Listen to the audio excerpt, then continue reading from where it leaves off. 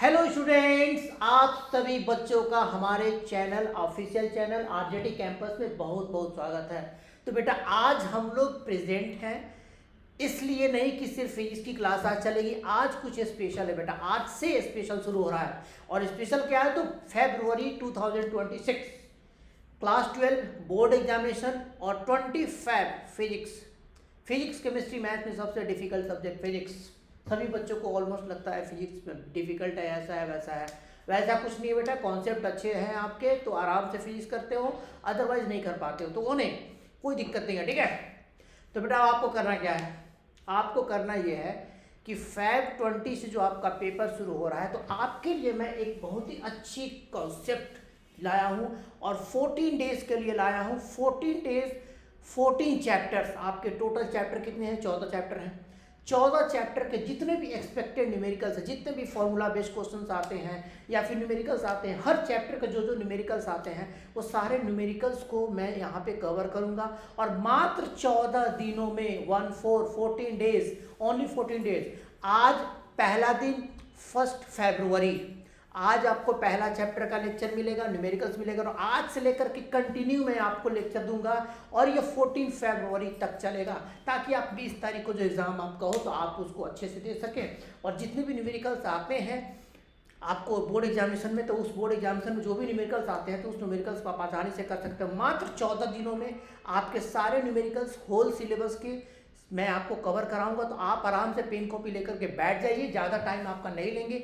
एक चैप्टर एक दिन मैं करूंगा और आज से स्टार्ट करके 1 फैब से स्टार्ट करके फिर 14 फैब तक आपका जाएगा। 14 फैब को आपका लास्ट चैप्टर सेमी कंडक्टर, उसके बाद आप 20 तारीख को एग्जाम देना अच्छे से। ठीक है, तो स्टार्ट करते हैं बेटा, ज़्यादा टाइम नहीं लेंगे तो कॉपी पेन लेकर के स्टार्ट कीजिए। आज का पहला टॉपिक है rapid revision CBSE 2026 class 12 physics chapter 1 electric charge and field expected numerical. सबसे मेन इंपॉर्टेंट चीज़ बात अब बेटा आपका ये है कि एक्सपेक्टेड न्यूमेरिकल्स। तो आज चैप्टर 1 का एक्सपेक्टेड न्यूमेरिकल्स हम लोग जितने भी फॉर्मूला होते हैं वो सारे फॉर्मूला को हम लोग कवर करेंगे और उसको जल्दी में कंप्लीट करेंगे। ठीक है, चलो स्टार्ट करते हैं। तो बेटा हमारा पहला फॉर्मूला क्या हो सकता है? सबसे पहला excess charge on a body. किसी भी बॉडी के ऊपर एक्सेस चार्ज कितना होता है? तो बेटा एक्सेस चार्ज का फॉर्मूला होता है Q is equal to plus minus N into E. ठीक है ना, एन आपका क्या होता है? नंबर एक्सेस चार्ज होता है, ई आपका इलेक्ट्रॉन का चार्ज होता है और Q आपका बॉडी का चार्ज होता है। तो बॉडी के ऊपर जो एक्सेस चार्ज होता है वो कैसे निकालते हैं? उसको निकालने का फॉर्मूला है Q is equal to N into. इसके ऊपर मैंने एक क्वेश्चन दिया है। ठीक है, how many electrons are there. ठीक है, how many electrons are there. ठीक है, कितना है और ये इलेक्ट्रॉन्स कितने हैं? ठीक है, coulombs of electricity, 1 coulomb of electricity। ठीक है ना, how many electrons are there in 1 coulomb of electricity। 1 coulomb of electricity में कितने नंबर ऑफ इलेक्ट्रॉन्स हैं? ठीक है, ये आपको ध्यान रखना है। ठीक है, अब इसको फॉर्मूला कैसे यूज करेंगे बेटा? तो फॉर्मूला यूज करने के लिए हम लिखेंगे Q इज इक्वल टू कितना? तो n इंटू ई। आपको नंबर ऑफ इलेक्ट्रॉन्स निकालना है एक्सेस, तो n इज इक्वल टू कितना लिखोगे? Q बाई ई लिखोगे। Q के जगह क्या लिखोगे? 1 कूलम। इलेक्ट्रॉनिक चार्ज कितना होता है? 1.6 इंटू 10 का power minus 19।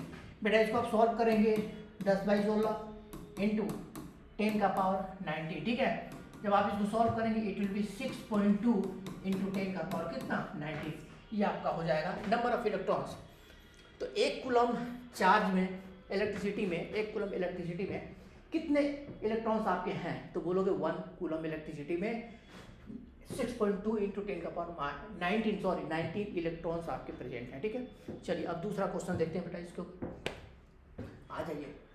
If 10 to the power 14 electrons are removed, 10 to the power 14 electrons are removed, एक बॉडी से रिमूव कर दिया गया। ठीक है, remove from a neutral sphere, then find excess charge. Body के ऊपर एक्सेस चार्ज कितना होगा? ठीक है, अगर आप रिमूव करते हैं बेटा तो आप मान के चलो, अगर आप इलेक्ट्रॉन निकालते हो तो क्या होता है? बॉडी के ऊपर इलेक्ट्रॉन निकालते हो, बॉडी से इलेक्ट्रॉन निकालते हो तो बॉडी के ऊपर एक्सेस चार्ज क्या होता है? पॉजिटिव होता है। ये आपको ध्यान रखना है। ठीक है, चलिए तो हम फॉर्मूला क्या अप्लाई करेंगे बेटा? वही फॉर्मूला यूज करेंगे Q is equal to N into E से।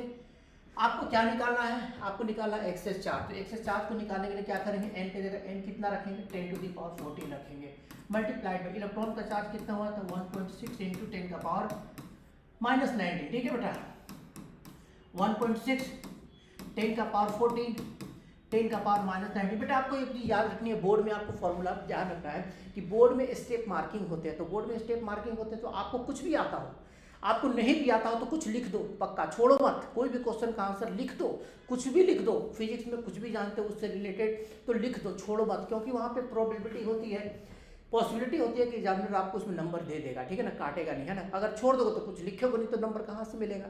तो कुछ भी अगर आपको आता है या नहीं आता है आप कुछ लिख दिया करो, ठीक है ना, जो भी आपको आता है। कैलकुलेशन मिस्टेक होगा, आंसर करेक्ट नहीं आएगा तो भी आपको नंबर मिलते हैं, ध्यान रखेंगे आप, ये बोर्ड के रूल हैं, ठीक है। तो चलो हम लोग यहाँ पे क्या लिखेंगे बेटा, तो आप लिखेंगे 1.6 इंटू 10 का पावर 14 और 19 मिल करके कितना हो जाएगा 10 टू द पावर माइनस, ठीक है 5, ठीक है। ये आपको ध्यान है, इतना कूलम ऑफ आपको क्या है, Q is equal to N into इतना एक्सेस चार्ज आपको प्रेजेंट रहेगा। तो 10 का पावर 14 इलेक्ट्रॉन्स हमने रिमूव किया, एक के जगह 1.6 इंटू 10 का पावर माइनस 19 रखा, माइनस 19 14 मिल करके कितना हुआ, हाँ ठीक है -5, इतना आपका इलेक्ट्रॉन्स इतना चार्ज आपका रहेगा, ये क्या रहेगा कूलम में रहेगा। एक्चुअली हम लोग यूनिट वगैरह लिख देते हैं ताकि यूनिट नहीं लिखोगे तो हो सकता है कि नंबर कट जाए, तो नंबर ना कटे उसके लिए आप ये सारी चीज़ों को ध्यान रखेंगे, ठीक है ना। चलो आगे आते हैं बेटा नेक्स्ट फॉर्मूला के ऊपर। अब आते हैं कूलम्स लॉ के ऊपर। कूलम्स लॉ का सीधा कहना है, दो charge Q1 Q2 r distance पर रखा हुआ है, उनके बीच में फोर्स लगेगा। फोर्स क्या होगा, मे बी अट्रैक्टिव और रिपल्सिव। चार्ज अगर सेम साइन का है तो रिपल्सिव फोर्स लगेगा, चार्ज अगर अपोजिट साइन का है तो अट्रैक्टिव फोर्स लगेगा। दूसरा ओबे न्यूटन थर्ड लॉ, ये फोर्स क्या करेगा, न्यूटन थर्ड लॉ को ओबे करेगा। तीसरा कंजर्वेटिव भी नेचर होगा, नेचर में कंजर्वेटिव होगा। कंजर्वेटिव का मतलब क्या होता है, तो कंजर्वेटिव का मतलब होता है work done by this force path के ऊपर डिपेंड नहीं करेगा, ठीक है। सेंट्रल होगा फोर्स, सेंटर का मतलब क्या हुआ, जो चार्जेज हैं Q1 Q2 इनके जो सेंटर को लाइन ज्वाइन करा उसके अलाउंग फोर्स काम करेगा, ठीक है। पांचवा नंबर क्या है, follow inverse square law. Inverse square law का मतलब क्या हुआ बेटा, तो बोलेंगे F जो होता है वो R स्क्वायर का क्या होगा, इनवर्सली प्रोपोर्शनल होगा। अब जब बात आते हैं फोर्स की फॉर्मूला का, तो फॉर्मूला ऑफ फोर्स क्या होगा, तब बोलोगे 1/4 पाई एप्सिलॉन नॉट, ठीक है, Q1 into Q2 by R square. इसको हम लोग एक और तरीके से लिखते हैं, इस पूरे क्वांटिटी को 1/4 पाई एप्सिलॉन नॉट, पूरे क्वांटिटी को बेटा, ठीक है ना, पूरे क्वांटिटी को, रिकॉर्डिंग चल रही है, हाँ ठीक है कोई दिक्कत नहीं है। पूरे क्वांटिटी को हम लोग के से रिप्लेस कर लेते हैं के Q1 Q2 divided by R square. तो बेटा आपको ये फोर्स याद रखना है, ठीक है ना। और ये चूंकि R स्क्वायर का इन्वर्सली प्रोपोर्शनल है इसलिए हम लोग कहते हैं कि ये इन्वर्स स्क्वायर लॉ को क्या करता है, फॉलो करता है, राइट। चलो आगे चलते हैं, अब इसके ऊपर फॉर्मूला के ऊपर क्वेश्चन देख लेते हैं। वन डायमेंशन इक्विलिब्रियम का क्या मतलब होता है, नेट फोर्स एक लाइन में लगेगा, सब मिल करके बैलेंस कर देगा, ठीक है, सारे forces. Where should a third charge Q plus Q, ये आपको दिया हुआ है फिगर, 4Q है, Q है, इनके बीच में डिस्टेंस कितना है 3 मीटर है। अब कह रहा है क्वेश्चन की where should a third charge plus Q be placed so that the system remain in equilibrium. अब आप सोचो कि एक प्लस 4Q है, ये भी 4 प्लस Q है, दोनों चार्ज पॉजिटिव है, तीसरा भी पॉजिटिव है, ऐसे जगह पे रखना है इनके लाइन के ऊपर ताकि नेट फोर्स 0 हो। अब आप सोचोगे कि मान लो कि इसको यहाँ पे रख दें, तो अगर यहाँ पे रखोगे तो ये भी इसको धक्का देगा, ये भी इसको धक्का देगा, पॉसिबल नहीं है, छोड़ दो, कहानी खत्म। बोलेंगे कि बाहर रखेंगे तो भी वही काम होगा, तो अब आप कहेंगे कि बीच में कहीं पे रखना होगा, क्या फायदा, तो बोलेंगे चलो मान लो बीच में रखते हैं, ठीक है, बीच में यहाँ पे रखते हैं, तो बोलेंगे बीच में कहीं पर भी रखते हैं, ठीक है, इस जगह पे रख दिया, इस जगह पे प्लस Q रख दिया, ठीक है। अब इस प्लस Q पर बोलोगे कि ये वाला जो Q है, ये Q इसको इधर धक्का देगा, तो कहेंगे कि मान लो कि ये फोर्स लगा कौन सा F1, इस प्लस Q और Q के बीच का फोर्स F1 इधर लगा। अब ये भी पॉजिटिव है, ये भी पॉजिटिव है, ये इसको धक्का देगा उधर की तरफ, तो बोलेंगे ये धक्का किधर देगा, इधर की तरफ। चलो ये मान लिया फोर्स F2। अब यहाँ पे पॉसिबिलिटी है बैलेंस होने का, बोलेंगे यस, तो यहाँ पे पॉसिबिलिटी है, तो बोलेंगे कि जो तीसरा चार्ज Q है बेटा उसको हम इन दोनों चार्ज के बीच में कहीं ना कहीं रखेंगे, किधर की तरफ रखेंगे, तो बोलेंगे चूंकि ये बड़ा मैग्नीट्यूड है तो उसे दूर रखना होगा, ये छोटा मैग्नीट्यूड है इसके पास रखना होगा, ताकि मिल करके नेट फोर्स क्या हो जाए, 0 हो जाए। F1 फोर्स प्लस Q के कारण, F2 फोर्स 4Q के कारण, दोनों के फोर्स को बैलेंस कर दो, अपोजिट डायरेक्शन में बैलेंस कर दो। तो आप यहाँ पे लिखेंगे, ठीक है, कि F1 का मैग्नीट्यूड कितने के बराबर होना चाहिए, F2 के मैग्नीट्यूड के बराबर होना चाहिए। कहेंगे F1 कौन सा फोर्स है, तो बोलोगे प्लस Q, इस Q पे लगा रहा है। F2 कौन सा फोर्स है, तो बोलोगे 4Q, इस Q पे लगा रहा है, धक्का दे रहा है, दोनों एक दूसरे। क्या लिखेंगे फॉर्मूला, तो बोलोगे K, F1 निकालेंगे, K Q1 Q2 बाई, मान लेते हैं कि इस Q का डिस्टेंस यहाँ से कितना है, बोलोगे यहाँ से आपका डिस्टेंस x है, ठीक है, तो इसको ले लेते हैं x स्क्वायर, ठीक है, दैट इज इक्वल टू, अब ये फोर्स, तो बोलेंगे K Q1 की जगह 4Q, Q2 की जगह Q, divided by are square. R कितना होगा बेटा, तो बोलेंगे ये पूरा 3 मीटर है, ये एक्स है, तो ये कितना होगा एक्स माइनस 3 होगा, सॉरी 3 माइनस एक्स होगा, तो ये हो जाएगा 3 माइनस एक्स का होल स्क्वायर। ठीक है बेटा, ये आपका हो जाएगा। अब यहाँ से आप क्या करेंगे, यहाँ से आप जो कैंसिल आउट होगा उसको कैंसिल आउट कीजिए, के कैंसिल हो जाएगा, क्यू एक क्यू कैंसिल होगा, ये क्यू कैंसिल हो जाएगा। अब क्या बचा बेटा, लेफ्ट हैंड साइड में आपको क्या बचा, बोलेंगे लेफ्ट हैंड साइड में 1/x² बचा। ठीक है, राइट हैंड साइड में क्या बचा बेटा, 4/3 माइनस एक्स स्क्वायर बचा, 4/3 माइनस एक्स का होल स्क्वायर बचा। बेटा दोनों तरफ रूट आप हटा लगा देंगे, रूट लगा देंगे। ठीक है ना, तो आप कहेंगे कि यहाँ पे आएगा 1/x, यहाँ पे आएगा 2, नीचे में आएगा 3 minus x. 3 minus x is equal to 2x। x और 2x मिलकर क्या हो जाएगा, ऐड हो जाएगा, 2x x मिलकर के हो जाएगा 3x is equal to 3। x is equal कितना, 1 मीटर। मतलब प्लस क्यू से आपको 1 मीटर पे रखना होगा तीसरी चार्ज को, ताकि नेट फोर्स क्या हो जाए, 0 हो जाए। 4 क्यू से कितना रखना होगा, 2 मीटर पे। ठीक है, आपको ध्यान रखना है। चलो अब आते हैं दूसरे क्वेश्चन को। बेटा यहाँ पे देखिए क्या क्वेश्चन दिया हुआ है एक। ठीक है, 2 आइडेंटिकल स्फीयर है, जिसके ऊपर एक पर +16 माइक्रोकूलम चार्ज है, दूसरे पर कितना है, -8 microcoulomb charge, are kept at a certain distance. अब चलो मान लो कि सर्टेन डिस्टेंस पे रखा हुआ है।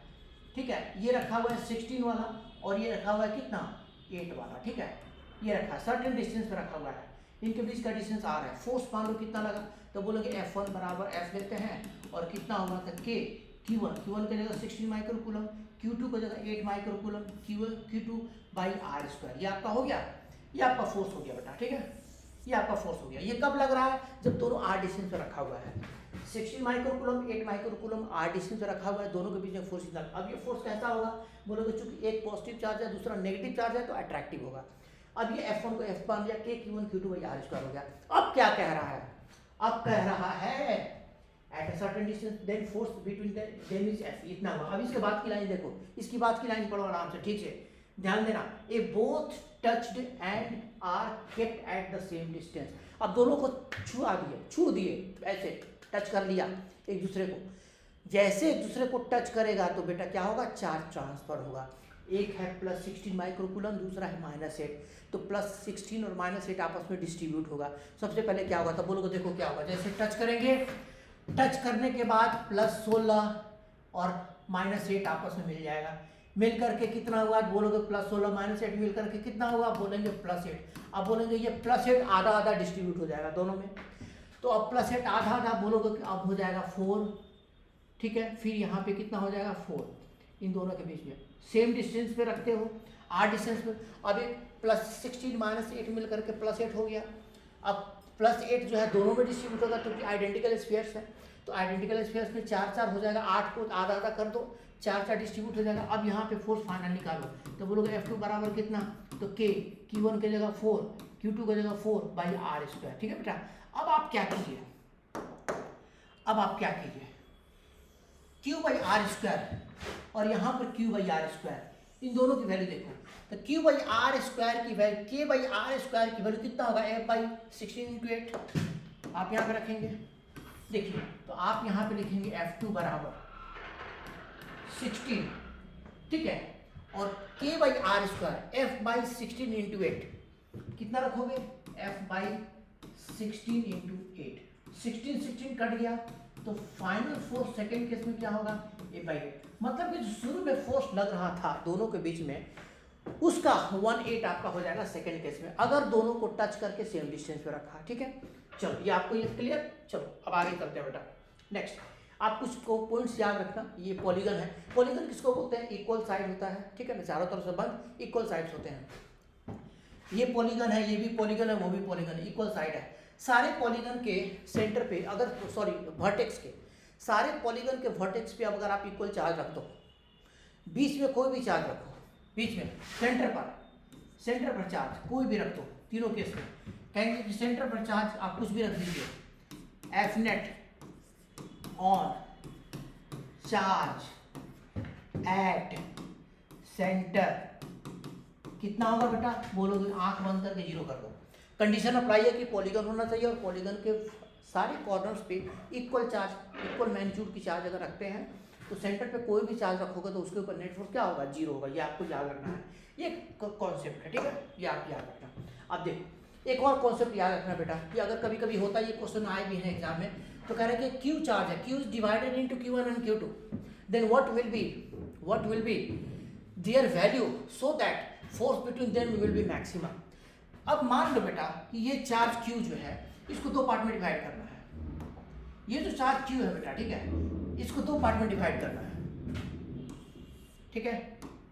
तो अगर आप इन चार्ज को दो पार्ट में आप डिवाइड करते हो, बोलोगे दो पार्ट में डिवाइड करना है, और दोनों पार्ट में डिवाइड करके आप इसको कितने डिस्टेंस पे रखोगे, बोलोगे कुछ डिस्टेंस पे रखना है हमें, मान लो कि r डिस्टेंस पे रखते हो, तो कहेंगे कि Q1 और Q2 का डिवीजन कितना करें। एक चार्ज Q को दो पार्ट में डिवाइड करना है, Q1 Q2 में, ऐसे डिवीजन करना है कि एक पर्टिकुलर डिस्टेंस पर जब हम रखें तो इनके बीच में फोर्स मैक्सिमम लगे। तो वो डिवीजन कितना होना चाहिए, हाफ होना चाहिए, 1/4, 3/4, आपस में कैसा होना चाहिए। तो आपको याद रखना है कि इस केस में जो डिवीजन होना चाहिए, तो बोलोगे कि to be force maximum Q1 must be equal to Q2 and that should be equal to Q/2 for maximum force between them. ये आपका एक कॉन्सेप्ट है बेटा, आपको याद रखना है। एक चार्ज को कितने पार्ट में डिवाइड करें, दो पार्ट में कितने कैसे कैसे डिवीजन करें ताकि उन दोनों चार्ज के बीच में फोर्स मैक्सिमम हो। तो कहेंगे कि उसको आधा आधा कर दो, आधा आधा कर दो, एक पर्टिकुलर डिस्टेंस पर रखोगे तो उसके बीच में फोर्स क्या लगेगा, मैक्सिमम लगेगा, ठीक है। चलो आगे चलते हैं, एक और क्वेश्चन, अच्छा क्वेश्चन है बेटा, आपको एक्चुअली मतलब कि एक कॉन्सेप्चुअल क्वेश्चन है, बहुत सारे बच्चों को नहीं आता है, तो अगर जिनको आता है तो ठीक है, जिनको नहीं आता देख लीजिए अच्छे से। ये Q1 है Q2, मैं यहाँ पे कुछ क्वेश्चन पूछ रहा हूँ। एक्चुअली क्वेश्चन क्या है, लिखा है फाइंड Q1/Q2, इनकी रेशियो निकालनी है। बेटा Q1 और Q2, प्याज दिखता है ना, प्याज खाए हो ना घर में, प्याज की तरफ फोटो है, तो प्याज की तरह इनकी इलेक्ट्रिक फील्ड निकली हुई है, ठीक है। तो देखो यहाँ पे Q1 है, यहाँ पे Q2 है। सबसे पहले मैं क्वेश्चन आपसे पूछूं कि चार्जेस का साइन बताओ, तो बोलोगे इलेक्ट्रिक फील्ड जहाँ से निकलता है वो क्या होता है, पॉजिटिव चार्ज, जहाँ पे पहुँचता है वो क्या होता है, नेगेटिव चार्ज। तो बोलोगे Q1 क्या होगा, पॉजिटिव होगा, Q2 क्या होगा, नेगेटिव होगा, ठीक है ना, होगा ना, पक्का। चलो ठीक है, डन। तो अब आप यहाँ पे कहेंगे Q1 जो होगा वो पॉजिटिव चार्ज होगा और Q2 क्या होगा, नेगेटिव चार्ज होगा, ये तो क्लियर है। Q1 आपका पॉजिटिव चार्ज और Q2 आपका नेगेटिव चार्ज। जहाँ से इलेक्ट्रिक फील्ड बाहर आता है वो पॉजिटिव होता है, जहाँ पहुँचता है वो नेगेटिव चार्ज होता है, ध्यान रखना है। अब देखिए आपसे पूछा गया है Q1 और Q2 का रेशियो, ठीक है बेटा, आपसे पूछा गया है Q1 और Q2 का रेशियो। बेटा ये थोड़ा कॉन्सेप्चुअल क्वेश्चन है, देखो Q1 और Q2 का रेशियो निकालने के लिए आप क्या कीजिए, Q1 से कितनी लाइंस बाहर निकल रही है काउंट करो, 1 2 3 4 5 6 7 8 9 10 लाइन यहाँ से बाहर निकल रहा है, और ये चार्ज क्या है, पॉजिटिव है, तो आप लिखो ऊपर में +10। कितना पहुंचा लाइन, तो बोलो लाइन तो पहुंचा 1 1 2 3 1 4, ये दो डिविएट होकर बाहर जा रहे हैं, उनको नहीं काउंट करना है। जो बाहर जा रहे हैं उनको काउंट नहीं करना है, जो पहुंचा बस उसी को काउंट करना है। 1 2 3 4 और चार्ज नेगेटिव है, तो लिखो कितना, -4, कितना हो जाएगा, -5/2, दैट इज द रेशियो। तो ये आपको याद रखना है। ऐसे अगर कोई क्वेश्चन आ जाता है, बाय द वे अगर आ जाता है, तो आप इसको ऐसे कॉन्सेप्ट से आप सॉल्व करेंगे, ठीक है ना। ध्यान रखना है कि जो चार्ज यहाँ पे पहुंची है उसी को काउंट करना है, जो फील्ड यहाँ पे पहुंचा है, सॉरी जो फील्ड पहुंचा है उसी को काउंट करना है, जो फील्ड बाहर निकला है उसको काउंट नहीं करना है, जो फील्ड आ नहीं डेविएट हो गया उसको काउंट नहीं करना है, ठीक है। चलो आगे चलते हैं। नेक्स्ट अब आते हैं फील्ड के बारे में। Field due to a point charge, एक पॉइंट चार्ज के कारण से r डिस्टेंस पर इलेक्ट्रिक फील्ड कितना होता है, KQ/r²। फील्ड की डायरेक्शन पॉजिटिव चार्ज से दूर होगा, नेगेटिव चार्ज की तरफ होगा। तो इलेक्ट्रिक फील्ड का डायरेक्शन पॉजिटिव चार्ज से अवे होता है और नेगेटिव चार्ज से टुवर्ड्स होता है। तो इलेक्ट्रिक फील्ड कभी भी पॉजिटिव चार्ज के कारण से अवे होता है और नेगेटिव चार्ज के कारण से उसकी तरफ होता है। पॉइंट चार्ज के कारण से r डिस्टेंस पर इलेक्ट्रिक फील्ड कितना होगा, KQ/r²। के आपका है एज यूजुअल 1/4/ε0। प्लस Q के कारण से यहाँ पे फील्ड E बाहर होगा, माइनस Q के कारण से फील्ड अंदर की तरफ होगा, उसकी तरफ होगा, ये आपको ध्यान रखना है। अब एक क्वेश्चन देखिए यहाँ पे, क्वेश्चन क्या है, if electric field due to a charge is E at a 3 metre, एक चार्ज मान लो और यहाँ से कितना डिस्टेंस मान लो, 3 मीटर मान लो, इलेक्ट्रिक फील्ड यहाँ पे कितना है, बोलोगे E है। अब कह रहा है कि at what distance electric field will be E/4। तो बेटा चार्ज से अगर पास आएंगे तो इलेक्ट्रिक फील्ड क्या होगा, बढ़ेगा। इलेक्ट्रिक फील्ड क्या होगा, बढ़ेगा। चार्ज से अगर दूर जाएंगे तो इलेक्ट्रिक फील्ड क्या होगा, घटेगा। तो चार्ज से दूर जाएंगे तो इलेक्ट्रिक फील्ड आपका घटेगा। तो देखिए बेटा ई की वैल्यू क्या है, ई बराबर के Q by are square. R का जगह क्या है 3 स्क्वायर, आप इसको क्या लिखेंगे के क्यू बाई 9 हो जाएगा। तो ई बराबर के क्यू बाई 9 है। अब कह रहे हैं कि कहाँ पर ई बाई 4 होगा, कहाँ पर ई बाई 4 होगा। तो आप कहेंगे कि ई टू कितना होना चाहिए, ई बाई 4 होना चाहिए, ठीक है। तो ई बाई 4 की जगह आप रखेंगे के क्यू, हमें नहीं पता कितना डिस्टेंस है, एक्स स्क्वायर, ठीक है। आप लिख लो ई बाई 4 बराबर के क्यू बाई एक्स स्क्वायर। अब आप बेटा क्या कीजिए, ई की वैल्यू यहाँ से पुट कीजिए, ई की वैल्यू यहाँ से के क्यू बाई 9 है, डाल दो यहाँ पे। तो ई की वैल्यू आप डालोगे के क्यू बाई 9 और यहाँ पे क्या होगा बेटा 4, ठीक है। इस जगह से इलेक्ट्रिक फील्ड की, इस जगह से ई की बत के क्यू बाई 9 है, तो ई की वैल्यू यहाँ से हम पुट कर दिए थे, के क्यू बाई 9 हो गया, वहाँ पे डाल दिया 1/4 आप K Q by X square is equal to कितना लिखेंगे बेटा, के क्यू बाई एक्स स्क्वायर, इतना डाल दिया। के की कहानी खत्म होगी यहाँ से, के खत्म, क्यू खत्म, ठीक है ना बेटा। आप बोलोगे कितना होगा, तो बोलोगे यहाँ पे देखिए कितना आ रहा है, तो बोलेंगे X square is equal to कितना 36।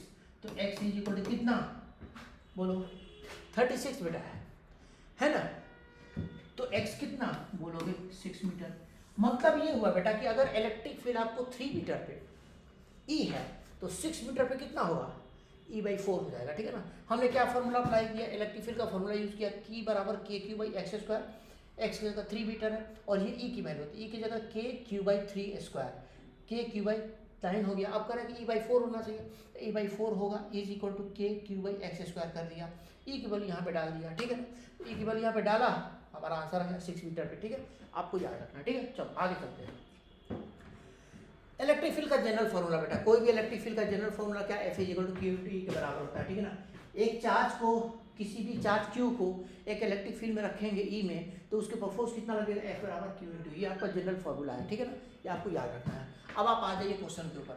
An electron experience of force 1.6 into 10 का power -18 Newton I cap, what is electric field, CBSE 2023 में आया है, ठीक है। बहुत ही सिंपल है। फॉर्मूला क्या है, एक इलेक्ट्रॉन को किसी इलेक्ट्रिक फील्ड में आप रखोगे, उसके ऊपर फोर्स कितना लगेगा, एफ इज इक्वल टू बराबर क्यू इंटू, क्या है ये फॉर्मूला, बोलोगे ये फॉर्मूला क्या है, तो बोलोगे एक चार्ज क्यू को किसी इलेक्ट्रिक फील्ड ई में रखेंगे, उसके ऊपर फोर्स इतना लगेगा, ठीक है। अब इसको हम लोग यूज करते हैं, अब बेटा इसको हम लोग यूज करते हैं, ठीक है। चलो देखो अब देखते हैं क्या फॉर्मूला है, एफ इज इक्वल टू, चूंकि ये वेक्टर फॉर्म में दिया है बेटा फोर्स क्या है, वेक्टर फॉर्म में दिया है, तो आप लिखेंगे एफ बराबर क्यू इंटू ई वेक्टर लिखेंगे, ठीक है। यहाँ से आपको क्या निकालना है बेटा, आपको निकालना है इलेक्ट्रिक फील्ड की वैल्यू। आप इलेक्ट्रिक फील्ड की वैल्यू कितना लिखेंगे, तो आप इलेक्ट्रिक फील्ड की वैल्यू लिखेंगे vector F divided by Q, ठीक है ना। अब चलिए आप इसकी वैल्यू देखिए, एफ की वैल्यू कितनी है 1.6 इंटू 10 का power -18 I cap by charge कितना है, तो इलेक्ट्रॉन का चार्ज है, ठीक है ना। तो इलेक्ट्रॉन का चार्ज क्या होता है बेटा, बोलोगे electron, what is the electric field, electron experience of force, इतना इलेक्ट्रॉन का चार्ज कितना है, तो बोलोगे इलेक्ट्रॉन का चार्ज -1.6 इंटू 10 का पावर कितना -19, ठीक है बेटा। ये आपका -19 है, ठीक है। अब आप देखिए कट जाएगा, ऊपर में कितना आएगा, तो बोलोगे सीधे आप इसको 19 को ऊपर ले जाओ, तो बोलोगे 10 का पावर -18 और ये हो जाएगा 10 का पावर 19, ठीक है। मिलकर कितना हो जाएगा 10 हो जाएगा, 10 न्यूटन पर कूलम। अब बात आती है डायरेक्शन की, तो बोलोगे ये इलेक्ट्रिक फील्ड का डायरेक्शन किधर होगा, तो अब देखो बेटा इलेक्ट्रिक फील्ड का फोर्स किधर लग रहा है, इलेक्ट्रिक फील्ड फोर्स लग रहा है एक्स एक्सिस में, इलेक्ट्रॉन है, तो इलेक्ट्रॉन के ऊपर फोर्स किधर लगेगा, इलेक्ट्रॉन के ऊपर फोर्स इलेक्ट्रिक फील्ड के अपोजिट पे लगेगा, जिधर की तरफ इलेक्ट्रिक फील्ड लगता है उसके अपोजिट में लगे, इसलिए यहाँ पे क्या है, ये माइनस आया, तो माइनस क्या रहेगा आई कैप, तो -10 न्यूटन पर कूलम आई कैप, माइनस क्यों लगा, क्योंकि इलेक्ट्रॉन का चार्ज है। तो कहेंगे कि जिधर की तरफ इलेक्ट्रिक फील्ड होती है उसके ऊपर पॉजिटिव चार्ज के ऊपर फोर्स लगता है, इलेक्ट्रिक फील्ड के डायरेक्शन में पॉजिटिव चार्ज के ऊपर फोर्स लगता है। यहाँ पर इलेक्ट्रॉन है तो उसके ऊपर फोर्स किधर लगेगा, उसके अपोजिट लगेगा। व्हाट इज द डायरेक्शन, बोलोगे -10 न्यूटन पर कूलम आई कैप, आई कैप मतलब कि नेगेटिव एक्स एक्सिस, ठीक है। ये आपका इलेक्ट्रिक फील्ड का डायरेक्शन हो जाएगा। चलो आते हैं आगे, ठीक है। अब बात करते हैं डाइपोल की। बेटा इलेक्ट्रिक डाइपोल फिजिक्स में -q charge plus Q charge equal magnitude का चार्ज,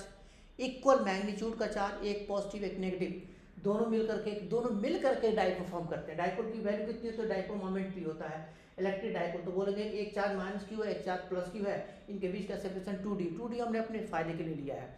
2d में क्या होगा ना कि dd को हम आधा आधा कर देते हैं, कोई दिक्कत नहीं है फॉर्मूला में, ठीक है। p क्या है, डाइपोल मोमेंट है, तो इलेक्ट्रिक डाइपोल मोमेंट आप कहेंगे कि यहाँ पे p है, ठीक है। इलेक्ट्रिक डाइपोल आप इसको बोलेंगे, बेटा, ठीक है, आप बोलेंगे ये इलेक्ट्रिक डाइपोल है, ठीक है, दिस इज इलेक्ट्रिक डाइपोल, ठीक है। अब डाइपोल मोमेंट q का मॉड इंटू 2d होता है। चार्ज किसी भी एक चार्ज का मॉड कर लो और इनके बीच का डिस्टेंस 2d। दूसरी चीज वेक्टर दिखाया है, वेक्टर किधर दिखाते हैं, नेगेटिव चार्ज से पॉजिटिव चार्ज की तरफ। केमिस्ट्री में बेटा डाइपोल मोमेंट का डायरेक्शन जो होता है पॉजिटिव से नेगेटिव होता है, लेकिन हम लोग फिजिक्स में डाइपोल मोमेंट का डायरेक्शन नेगेटिव से पॉजिटिव चार्ज लेते हैं। आपको ध्यान रखना है कि फिजिक्स में डाइपोल मोमेंट नेगेटिव से पॉजिटिव की तरफ लेंगे, ठीक है। तो ये आपका dipole moment q into vector 2d आपका हो जाएगा। डाइपोल मोमेंट का डायरेक्शन क्या होगा, नेगेटिव चार्ज से पॉजिटिव चार्ज की तरफ आपको, ठीक है। अब देखिए यहाँ पे मैंने एक क्वेश्चन दिया है, इसके ऊपर एक माइनस क्यू चार्ज है, एक माइनस क्यू चार्ज है, एक प्लस 2 क्यू चार्ज है। ISOCELL right angle ISOCELL triangle पे रखा हुआ है, ए साइड रखा हुआ, कह रहा है कि फाइंड नेट डाइपोल मोमेंट। अब हम सबसे पहले देखो डाइपोल फॉर्म करने के लिए चार्ज की साइन अपोजिट और मैग्नीट्यूड इक्वल होना चाहिए।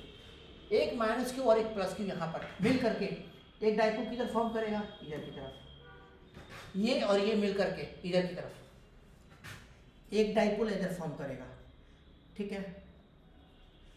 ये माइनस क्यू ये मिल करके एक डाइपोल इधर की तरफ फॉर्म करेगा, हो गया बेटा। एक माइनस क्यू और एक प्लस क्यू मिल करके डाइपोल नीचे फॉर्म करेगा, एक माइनस क्यू और एक प्लस क्यू मिल करके डाइपोल इधर फॉर्म करेगा।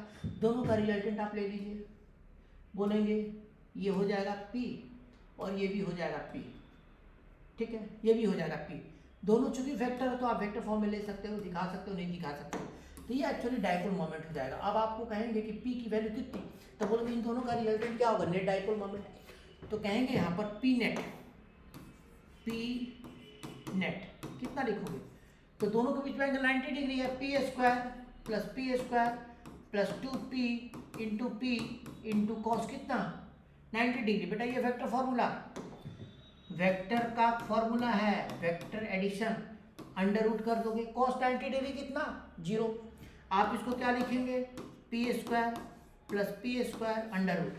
अब बात कहानी खत्म, यहाँ पे P square plus P square कितना हो जाएगा, √2p हो जाएगा। पी नेट कितना, √2 टाइम्स पी। अब बात आते हैं कि पी, तो पी क्या है, तो पी एक डाइपोल का मैग्नीट्यूड है, क्या लिखोगे √2, पी की जगह q into A, that's all. Charge कोई भी, सॉरी यहाँ पे ऐसे लिखेंगे बेटा, ठीक है, q इंटू ए हो गया। तो बोलेंगे डाइपोल मोमेंट q इंटू ए हो जाएगा और √2 टाइम्स q इंटू ए, तो ये आपका नेट डाइपोल मोमेंट हो जाएगा। किधर की तरफ होगा, तो बोलेंगे पी नेट आपका कुछ इधर की तरफ होगा, this will be the direction of P net. तो इन दोनों का रिजल्टेंट आपको ऐसे निकला, ठीक है ना। तो एक चार्ज है, अलग दूसरा चार्ज है, तीसरा चार्ज है, इन सब का डाइपोल मोमेंट नेट निकालना है, तो हमने ये फॉर्मूला यूज कर लिया, ठीक है। जब आगे चलते हैं, electric field due to a dipole. Dipole के कारण से इलेक्ट्रिक फील्ड कैसे निकालते हैं बेटा, एक डाइपोल है माइनस क्यू प्लस क्यू, एक पॉइंट पे इलेक्ट्रिक फील्ड निकालना है। क्या करना है, माइनस क्यू का फील्ड निकालो, प्लस क्यू का फील्ड निकालो और दोनों को आपस में सब्ट्रैक्ट कर दो, क्योंकि माइनस क्यू का फील्ड और प्लस क्यू का फील्ड डायरेक्शन में अपोजिट होगा। इसको यहाँ पर रिजल्टेंट निकालेंगे, दैट्स ऑल। यहाँ पे कैसे निकालेंगे, ये आपको एक्सियल पॉइंट है, ये आपको परपेंडिकुलर बाइसेक्टर पर है, तो यहाँ पर भी क्या करेंगे, बोलेंगे यहाँ पर देखो यहाँ पर क्या है, तो बोलेंगे माइनस क्यू का फील्ड क्या किधर होगा, तो बोलेंगे माइनस क्यू का फील्ड यहाँ पर होगा इधर की तरफ, ई माइनस, प्लस क्यू का फील्ड किधर होगा, तो बोलेंगे ये होगा ई प्लस।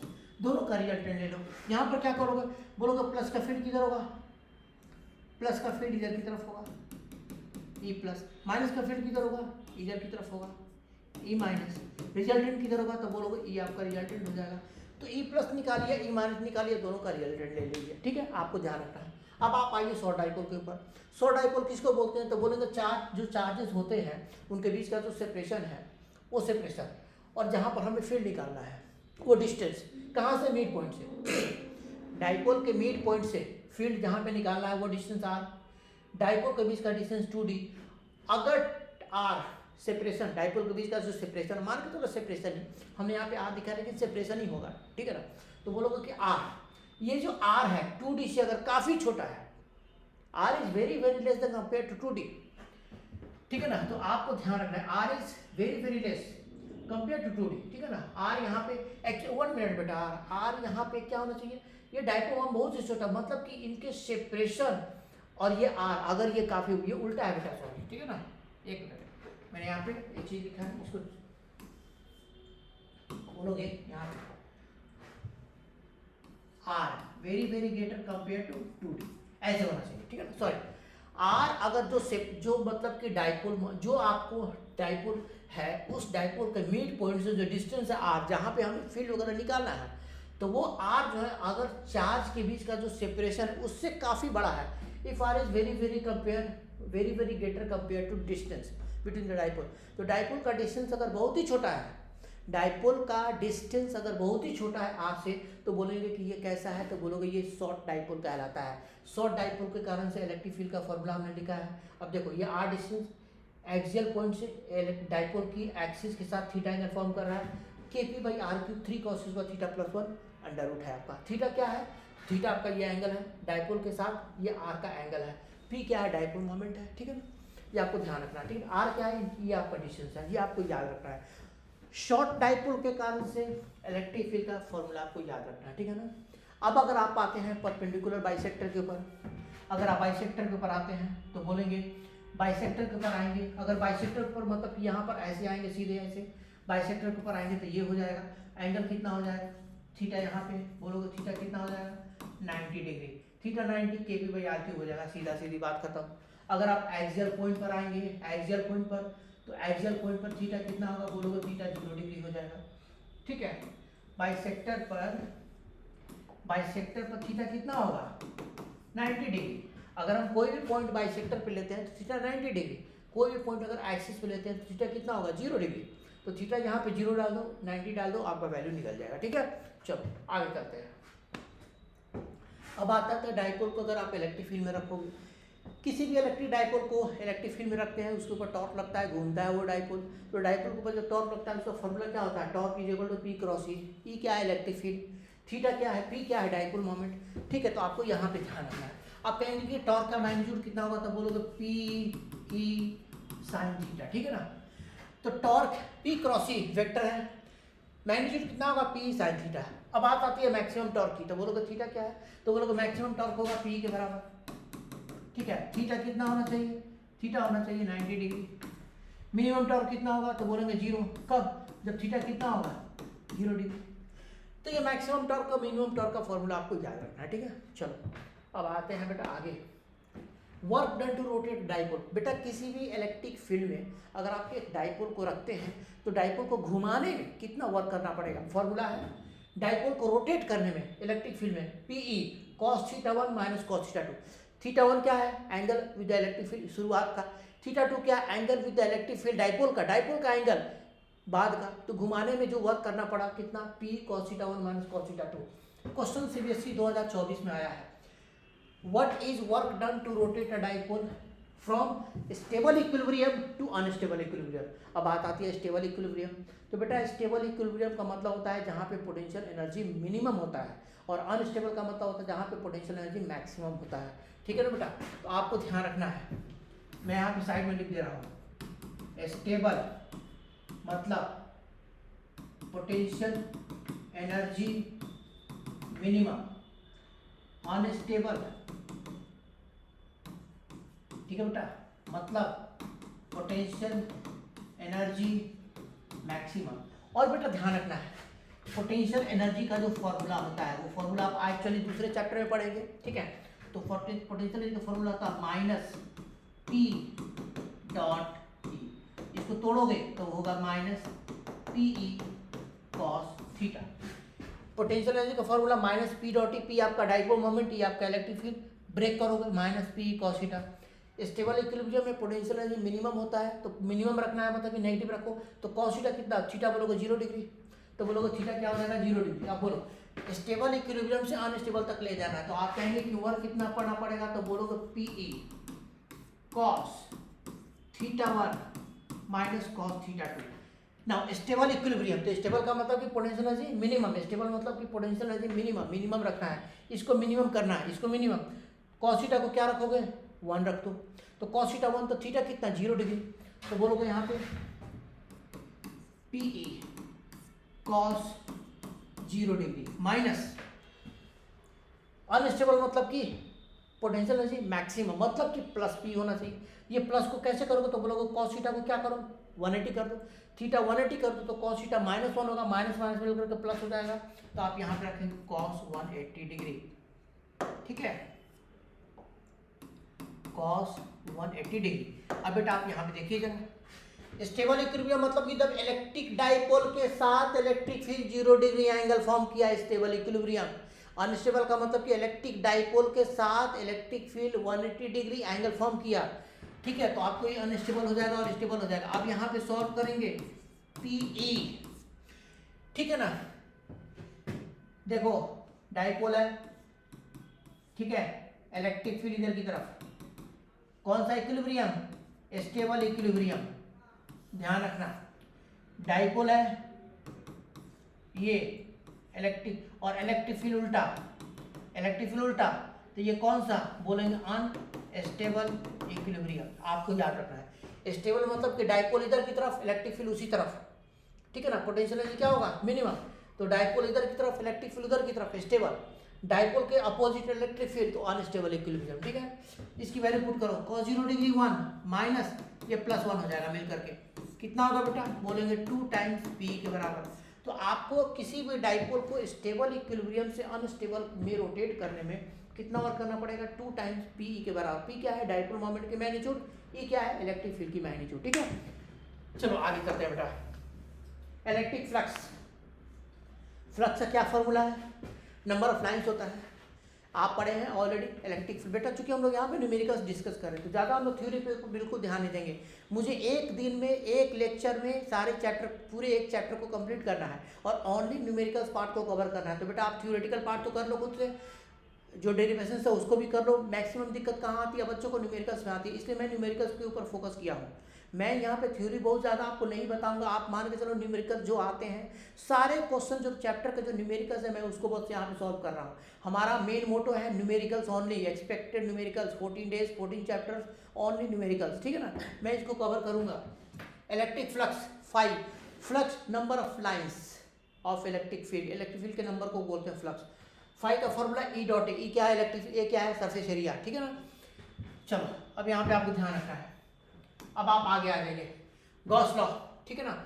गॉस लॉ क्या है बोलोगे, Gauss law find net flux through the surface E dot D S line integration is equal to charge enclosed by epsilon dot. किसी भी क्लोज सरफेस है, किसी भी कोई भी चार्ज Q1 है Q2 है सॉरी, ठीक है, प्लस हो माइनस हो कुछ भी हो बेटा, आप कोई भी एक सरफेस ले लीजिए, किसी भी सरफेस से कहीं पर भी इलेक्ट्रिक फील्ड आप देखेंगे बोलेंगे इलेक्ट्रिक फील्ड कहीं पे लग रहा है, सरफेस एरिया आपको यहाँ पर है, इसकी सरफेस एरिया ले लिया, ds वेक्टर ले लिया, इलेक्ट्रिक फील्ड ले लिया, फॉर्मूला में पुट कर दिया। तो गॉस लॉ का कहना है कि किसी भी क्लोज सरफेस से जो नेट फ्लक्स इन क्लोज होता है, net flux charge enclose by epsilon naught is equal to E dot ds line integration, ठीक है ना, ये आपका नेट फ्लक्स के बराबर होता है, ये गॉस लॉ का फॉर्मूला है। अब आप यहाँ पे गॉस लॉ के बाद आप आ जाएंगे क्वेश्चन के ऊपर, ठीक है। मैं यहाँ पे देखिए, मैं यहाँ पे कह रहा हूँ a charge q is placed at one corner of a cube, cube है बेटा, ठीक है। देखिए अब एक क्यूब है, ये मान लीजिए क्यूब है, चार्ज को कहाँ रखा इस जगह पे रखा, कह रहा है कि चार्ज क्यू है placed at one corner of a cube at what is flux through one surface of the cube. अगर आप चार्ज क्यूब को क्यूब के एक वर्टेक्स पे रखते हैं तो इसकी इलेक्ट्रिक फील्ड कैसी होगी बेटा, इलेक्ट्रिक फील्ड आपका कुछ इस तरह का होगा, ऐसा होगा, चार्ज से इलेक्ट्रिक फील्ड पास करेगा तो कुछ इस तरह का होगा, रेडियली आउटवर्ड होगा, ठीक है। अब कह रहा है कि ये जो इलेक्ट्रिक फील्ड किसी भी एक सरफेस से जो पास कर रहा है, क्यूब के किसी भी एक सरफेस से जो पास कर रहा है उसको बताओ। तो बोलेंगे बेटा करना क्या है, आप मान के चलो, एक आपको मैं एग्जांपल दिखाता हूँ, ठीक है ना। आप मान के चलो, मान लो कि ये क्यूब है, चार्ज को इसके एक कॉर्नर पे रख दिए, क्यूब के एक कॉर्नर पे रख दिए। अब तुम 3 क्यूब उठाओ, साइड साइड में रख दो और चार्ज को बीच में कर दो। तो बोलोगे कि पहले तो एक क्यूब था, 3 क्यूब रख दिया साइड साइड में, तो मिलकर के क्या हुआ 4 क्यूब हो गया। 4 क्यूब के सरफेस के ऊपर चार्ज आ गया। अब 4 क्यूब ऊपर से बंद कर दो तो बोलोगे कि ये बड़ा क्यूब बन जाएगा, एक बड़ा सा क्यूब बन गया। नीचे 4 क्यूब, ऊपर 4 क्यूब, 4 4 8 क्यूब और एक बड़ा क्यूब बन गया मिलकर के सारे। और चार्ज कहाँ बीचों बीच आ गया। तो जैसे चार्ज बीचों बीच आ गया तो बोलेंगे कि नेट फ्लक्स होगा वो कितना होगा, Q/R0। 4 नीचे 4 ऊपर। देखो एक क्यूब के एक कॉर्नर पे चार्ज रखा है, 4 क्यूब साइड साइड रख दिया, 3 क्यूब साइड साइड रख दिया, 4 क्यूब ऊपर कर दिया, 4 4 8 क्यूब हो गया। 8 क्यूब के बीच में चार्ज आ गया। चार्ज क्या होगा तो बोलोगे नेट फ्लक्स कितना होगा, Q/R0। एक सरफेस से कितना तो बोलोगे एक सरफेस से Q/6/0। तो ये Q/6 किसका है, बड़े वाले क्यूब से। 4 4 8 जो है उससे मिल करके है। अब जो 4 क्यूब नीचे था, 4 क्यूब ऊपर था, उसके बीच में चार्ज आ गया। नेट फ्लक्स Q/0 एक सरफेस से Q/6/0, क्योंकि क्यूब के 6 सरफेस होते हैं। अब कह रहा है कि हमें छोटे वाले क्यूब, जो क्यूब ये छोटा वाला क्यूब था उसका निकालना है। तो बड़ा जो क्यूब है हमारा 8 क्यूब मिल करके बना है। अब उस बड़े क्यूब का 8 क्यूब का एक सरफेस 4 पार्ट में डिवाइड करो तो एक सरफेस से कितना पास करेगा तो बोलेंगे इसका 1/4, तो बोलेंगे Q/24/0। इतना फ्लक्स आपका क्यूब के एक सरफेस से पास करेगा। ठीक है, चलो आगे चलते हैं। अब यहाँ पे देखो inward flux, outward flux. Find inward flux, outward flux and net flux. बेटा इलेक्ट्रिक फील्ड है, एक हाइपोथेटिकल सरफेस है, एक हाइपोथेटिकल सरफेस है, सिलेंड्रिकल सरफेस है। आपसे कहा जाए इनवर्ड फ्लक्स। बेटा इनवर्ड फ्लक्स का मतलब होता है जो अंदर जाता है, आउटवर्ड का मतलब होता है जो बाहर निकलता है, नेट फ्लक्स का मतलब है जो टोटल। तो बोलोगे इनवर्ड कौन सा जो इंटर करेगा, ये फ्लक्स इनवर्ड है। ठीक है, ये आपका इनवर्ड फ्लक्स है, फाई इनवर्ड। आउटवर्ड कौन सा है जो बाहर निकलेगा, फाई आउटवर्ड। तो बोलोगे चूंकि ये कर्व सरफेस है, बोलोगे सिलेंड्रिकल सरफेस है। सिलेंड्रिकल सरफेस में कितने सरफेस, 3 सरफेस, एक ये वाला क्रॉस सेक्शन, एक इधर का क्रॉस सेक्शन और एक ये आपका ये वाला क्रॉस सेक्शन। तो बोलेंगे इलेक्ट्रिक फ्लक्स, इनवर्ड फ्लक्स, तो बोलेंगे फाई इनवर्ड जो अंदर आया। तो बोलेंगे यहाँ पे अंदर घुसा, इलेक्ट्रिक फील्ड इधर की तरफ है बेटा, और इसका एरिया वेक्टर आप बोलेंगे बाहर की तरफ। कभी भी किसी भी हाइपोथेटिकल सरफेस का एरिया हमेशा सरफेस के बाहर लेते हैं, आउटवर्ड डायरेक्शन में। तो बोलेंगे यहाँ पर इनवर्ड फ्लक्स, इलेक्ट्रिक फील्ड अंदर है, सरफेस एरिया इस क्रॉस सेक्शन का एरिया आपको बाहर की तरफ है। दोनों के बीच में एंगल कितना होगा, 180 डिग्री होगा। तो बोलेंगे इनवर्ड फ्लक्स फाई बराबर E डॉट एरिया। इस जगह पर बोलेंगे E into area into cos, दोनों के बीच का एंगल 180 डिग्री। एरिया वेक्टर और इलेक्ट्रिक फील्ड के बीच का एंगल 180 डिग्री। तो बोलेंगे cos 180 कितना होगा, -A इंटू एरिया। ए क्या लिखेंगे, बोलेंगे πr²। अब आते हैं आउटवर्ड फ्लक्स। तो बोलेंगे E into A into cos 0 degree. क्यों, क्योंकि यहाँ पे इलेक्ट्रिक फील्ड इधर की तरफ हो गई, एरिया वेक्टर भी इधर की तरफ होगा बाहर की तरफ, दोनों के बीच का एंगल 0 डिग्री। तो ये आपका कितना हो जाएगा, ये कहेंगे आपका हो जाएगा +E इंटू एरिया। अब आपसे कहा जाए कि फाई नेट बताओ, तो इनवर्ड फ्लक्स निकला negative -E into area, outward flux निकला +A इंटू एरिया। एरिया कौन सा, क्रॉस सेक्शन का।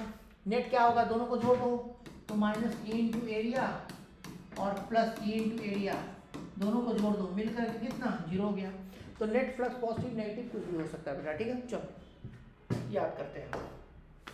अब आप आ जाइए यहाँ पे क्वेश्चन, इस तरह के भी क्वेश्चन आते हैं बेटा। स्फेरिकल पार्ट है, 2Q अंदर में रखा है, छोटे वाले पार्ट के अंदर में, और Q क्या रखा है, यहाँ रखा है, और -Q क्या रखा है, बाहर की तरफ रखा है। -Q बाहर वाले को दिया हुआ है, ठीक है ना।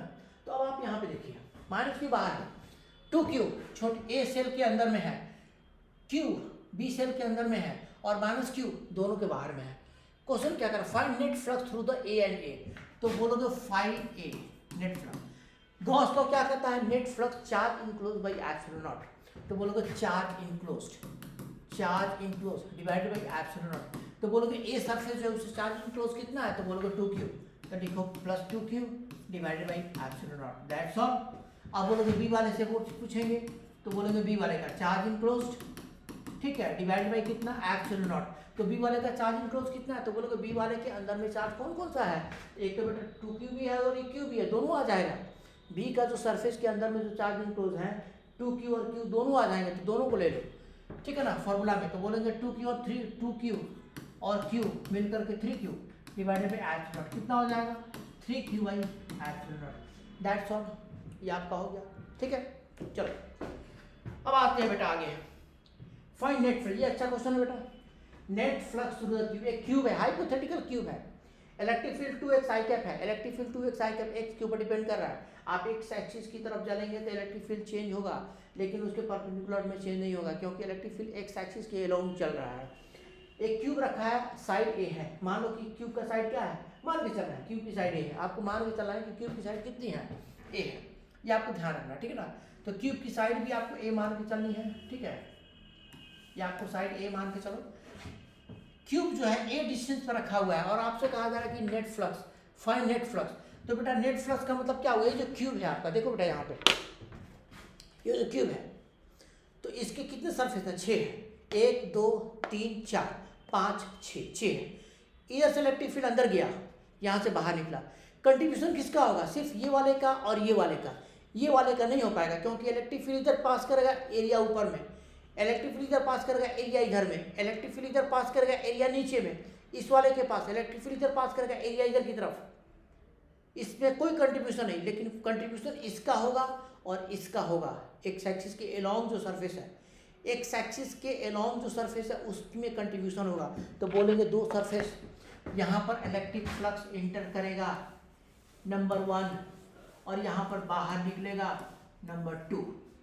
तो इलेक्ट्रिक फील्ड यहाँ पे इंटर करेगा, बोलोगे यहाँ पे इलेक्ट्रिक फील्ड अंदर किया तो बोलोगे ई यहाँ पे इधर की तरफ है और इसका एरिया किधर है, बाहर की तरफ, यहाँ पे ई अंदर की तरफ है और एरिया किधर है, बाहर की तरफ। तो बेटा यहाँ पे नेगेटिव फ्लक्स होगा, यहाँ पे इलेक्ट्रिक फ्लक्स माइनस होगा और यहाँ पे इलेक्ट्रिक फ्लक्स क्या होगा, प्लस होगा। तो कहेंगे बेटा यहाँ पे एक्चुअली हुआ क्या, यहाँ पे इलेक्ट्रिक फील्ड अंदर इंटर कर रहा है और यहाँ पे आपको क्या है, एरिया आपको बाहर की तरफ है, तो यहाँ पे इनवर्ड फ्लक्स है, यहाँ पे क्या है, इलेक्ट्रिक फ्लक्स इनवर्ड है और यहाँ पे इलेक्ट्रिक फ्लक्स क्या है, बाहर की तरफ निकल रहा है, ठीक है ना। तो आप कहेंगे यहाँ पर इनवर्ड फ्लक्स, यहाँ पे आउट, लेकिन दोनों की मैग्नीट्यूड सेम नहीं है, दोनों की मैग्नीट्यूड डिफरेंट है। तो आप कहेंगे कि फाइबर इस जगह पे पहले वाले सरफेस के पास ये फाइबर, तो बोलोगे फॉर्मूला क्या होता है, ई डॉट ए होता है। चूंकि यहाँ पर एरिया और इलेक्ट्रिक फील्ड के बीच क्या है, सरफेस एरिया इधर की तरफ है, सरफेस एरिया इधर की तरफ है, इलेक्ट्रिक फील्ड उधर की तरफ है, तो बोलेंगे माइनस ई इंटू एरिया, ठीक है बेटा। एरिया कितना, तो बोलोगे माइनस ई की जगह क्या पुट करोगे, इस जगह पे ए डिस्टेंस पर इलेक्ट्रिक फील्ड 2a हो जाएगा, ठीक है। आप इसको पुट करेंगे यहाँ पे, सबसे पहले चीज माइनस, ठीक है ना, 2a, ठीक है, x की जगह 1 कर दोगे, 2a इंटू एरिया, एरिया कितना, तो बोलोगे क्यूब का जो सरफेस है उसका एरिया, तो उसका एरिया कितना हुआ, a स्क्वायर हो जाएगा, तो आप इसको a स्क्वायर करेंगे, फाइनली कितना हो जाएगा, -2a³। ये आपका हो गया इनवर्ट फ्लक्स। अब बोलेंगे कि आउटवर्ड फ्लक्स कौन सा, बोलेंगे दूसरा वाला, सेकेंड वाले सब यहाँ से जो बाहर निकल रहा है, फॉर्मूला सेम रहेगा बेटा, E vector dot A vector E into area. अब कहेंगे ई क्या है, तो बोलेंगे इस जगह पे इलेक्ट्रिक फील्ड यहाँ पे ए, तो ये पूरा डिस्टेंस कितना, ये भी ए आपका हो जाएगा, तो यहाँ के इस सरफेस के लिए एक एक्स कितना होगा, 2a हो जाएगा।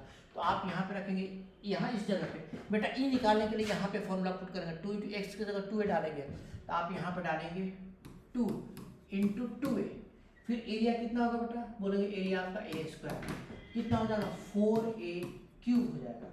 अब आपसे कहा जाए कि नेट फ्लक्स, तो बोलेंगे फाई नेट का क्या मतलब होता है, फाई नेट का मतलब होता है इनवर्ड एंड आउटवर्ड दोनों को ऐड कर दो, तो बोलोगे φ1 प्लस φ2 दोनों को ऐड कर दो, φ1 कितना -2a³, ठीक है, प्लस इनवर्ड कितना, आउटवर्ड कितना 4a³, ठीक है बेटा, -2a³ प्लस 4a³ मिलकर के कितना हो गया 2a³, मतलब कि नेट फ्लक्स क्या है, आउटवर्ड है, ठीक है, that is the net flux. Okay done. चलो आगे आते हैं, कुछ फॉर्मूला याद कर लो, ठीक है।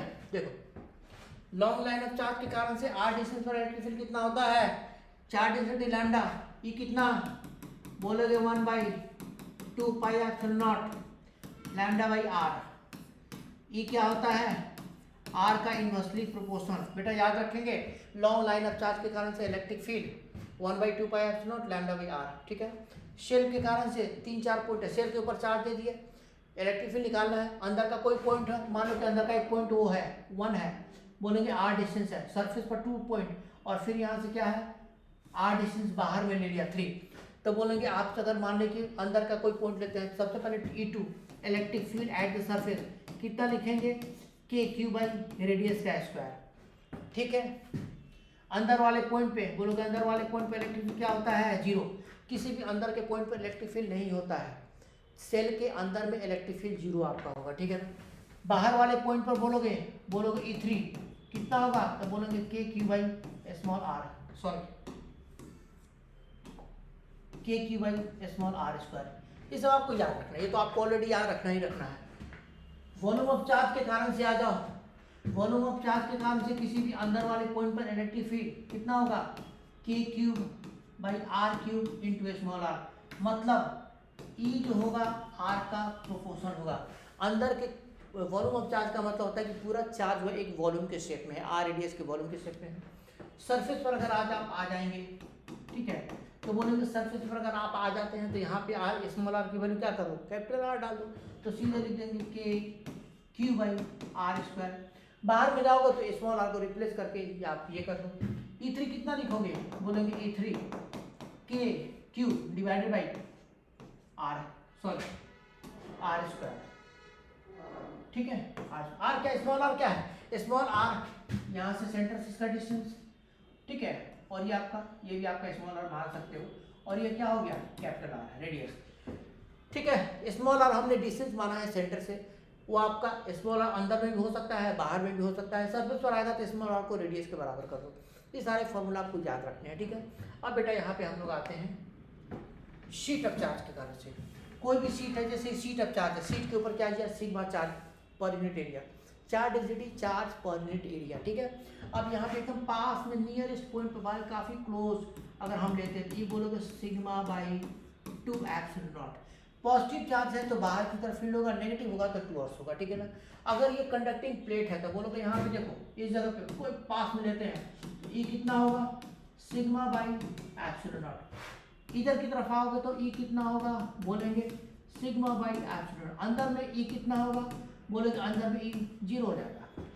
प्लेट के अंदर में कंडक्ट, ये तो कॉन्सेप्ट है, कंडक्टिंग प्लेट के अंदर में इलेक्ट्रिक फील्ड 0 होता है, तो अंदर में फील्ड 0, बाहर में ई σ/ε0, इधर की तरफ σ/ε0। सिग्मा क्या है, तो एक सरफेस का जो चार्ज पॉइंट एरिया है उसको हम लोग सिग्मा मानते हैं, ठीक है ना। चलिए अब आ जाइए, एक क्वेश्चन बना दो बेटा, एक last, find field at A B and C. A पर बी पर सी पर फील्ड निकालना है, ठीक है ना। बेटा देखिए कितना आसान क्वेश्चन है, कहेंगे कि ए पर फील्ड, ठीक है। अब देखिए मैं आपको समझा देता हूँ, ए पर फील्ड, ए पॉइंट पर फील्ड, इस पॉइंट ए पर फील्ड कौन कौन क्रिएट करेगा, 2 सिग्मा -2 सिग्मा सिग्मा सब क्रिएट करेंगे। तो बोलेंगे 2 सिग्मा का फील्ड बाहर की तरफ कितना, चार्ज σ/ε0, तो मतलब 2 σ/ε0, -2 सिग्मा का फील्ड अंदर की तरफ, अंदर की तरफ कितना हो जाएगा 2 σ/ε0, और इसका फील्ड बाहर की तरफ कितना हो जाएगा σ/ε0। अब बोलिए बेटा, पॉइंट ए पर 2 सिग्मा के कारण बाहर और -2 सिग्मा के कारण अंदर, दोनों खत्म, ये मिलकर कैंसिल कर देगा, सिर्फ आपका ये रह जाएगा, ठीक है। पॉइंट बी पर आ जाइए, पॉइंट बी पर 2 सिग्मा इधर फील्ड क्रिएट करेगा, -2 सिग्मा इधर फील्ड क्रिएट करेगा, प्लस सिग्मा इधर फील्ड क्रिएट करेगा। तो बेटा 2 सिग्मा का फील्ड सेम डायरेक्शन में, सिग्मा का फील्ड इधर की तरफ, तो बोलोगे इस 2 सिग्मा का फील्ड इधर होगा, -2 सिग्मा का फील्ड इधर होगा, इस सिग्मा का फील्ड इधर होगा, तो कितना लिखोगे, बोलेंगे 2 σ/ε0 प्लस 2 σ/ε0 माइनस σ/ε0, ये वाला आपका हो जाएगा, कितना हो जाएगा, तो बोलेगे 2 सिग्मा 4 σ/ε0 माइनस σ/ε0 मिलकर कितना 3 σ/ε0। बेटा उसी तरह से आप सी पे निकाल सकते हैं, डी पे निकाल सकते हैं, ठीक है ना। अब आप इसको आराम से घर में करके ए बी का देखना और सी और डी का आपस में निकाल लेना, ठीक है ना। दैट्स ऑल, इस चैप्टर के सारे न्यूमेरिकल्स हमने कर दिए। कल आपको 2 फेब को आपको दूसरे चैप्टर का numerical electric potential and capacitance, वो थोड़ा डिफिकल्ट है तो उसके मैं न्यूमेरिकल्स करूँगा एवरीडे। आज फिर बात कह देता हूँ, आज 1 फरवरी है, 14 फरवरी तक कंटिन्यू आपको नाइट में लेक्चर्स मिल जाएंगे। न्यूमेरिकल्स पार्ट बैठ करके रिवीजन कर लो अच्छे से, ताकि बोर्ड में जब आप 20 तारीख को एग्जाम में बैठें तो पूरे फेज का न्यूमेरिकल्स आपका रिवाइज हो जाए, ठीक है ना। Thank you so much for watching my video, thank you so much.